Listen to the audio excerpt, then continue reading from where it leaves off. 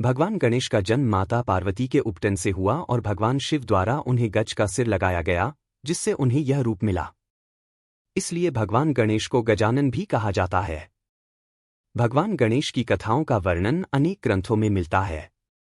माता पार्वती और भगवान शिव के छोटे पुत्र हैं भगवान गणेश, जिन्हें माता पिता और देवताओं के द्वारा प्रथम पूज्य होने का आशीर्वाद प्रदान किया गया।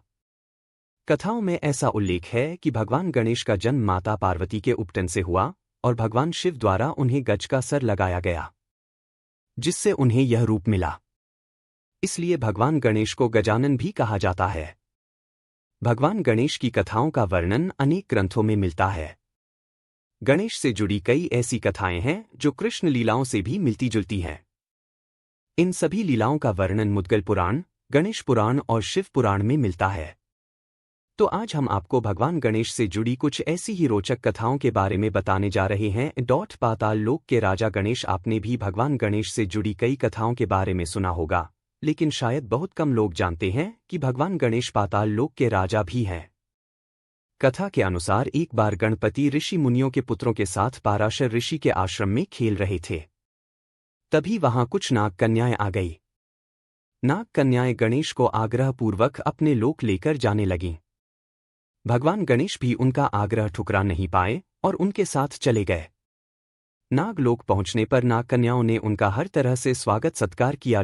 तभी वहां नागराज वासुकी ने भगवान गणेश को देखा और उपहास के भाव से भगवान गणेश से बातें करने लगे और उनके रूप का वर्णन उन्हीं के सामने करने लगे। भगवान गणेश को क्रोध आ गया। उन्होंने वासुकी के फन पर पैर रख दिया और उनके मुकुट को भी स्वयं पहन लिया।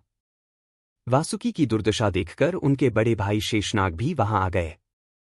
उन्होंने हुंकार भरते हुए कहा, किसने मेरे भाई के साथ इस तरह का व्यवहार किया है। जब भगवान गणेश शेषनाग के सामने आए तो वे उन्हें पहचान गए और उनका अभिवादन करने लगे और उन्हें नागलोक यानी पाताल का राजा घोषित कर दिया। एकदंत कैसे हो गए भगवान गणेश? भगवान गणेश को हम सभी एकदंत के नाम से भी जानते हैं।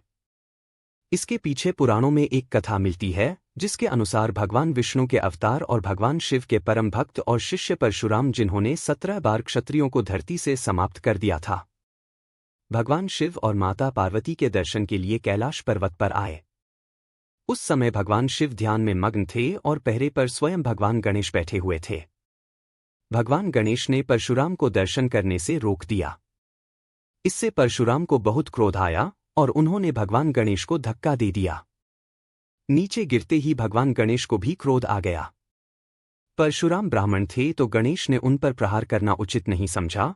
उन्होंने परशुराम को अपनी सूंड में जकड़ लिया और चारों दिशाओं में गोल गोल घुमाने लगे। कुछ पलों के बाद उन्होंने परशुराम को छोड़ दिया। कुछ देर तक तो परशुराम शांत मुद्रा में रहे, लेकिन जब उन्हें अपने अपमान का एहसास हुआ तो उन्होंने अपने फरसे से भगवान गणेश पर वार कर दिया। वह फरसा भगवान शिव का दिया हुआ था, तो गणेश उनके वार को खली जाने नहीं देना चाहते थे। यह सोचकर उन्होंने फरसे के उस वार को अपने एक दांत पर झेल लिया। फरसा लगते ही भगवान गणेश का दांत टूटकर गिर गया। इस कोलाहल को सुनकर भगवान शिव ध्यान मुद्रा से जाग गए और उन्होंने दोनों को शांत करवाया। तब से भगवान गणेश का एक ही दांत रह गया और वह एकदंत कहलाने लगे।